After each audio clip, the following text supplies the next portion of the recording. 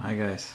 Next padlock that we're going to be is another Burg Wächter. It's a look. It's a 402/40, and I have to tell you, this lock is one lovely lock to make fun of, because you can open it in every possible way. First you can rock it. Voila, open. You can also zip it. That also works.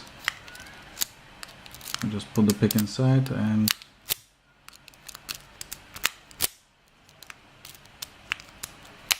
there we go. Also zipped, open, and we can also do it in the slow way. We can actually single pick it, but that will take me, okay, not that long also. So if you ever have this lock, or you decide to buy this lock, I suggest you skip it. It provides minimal to no security.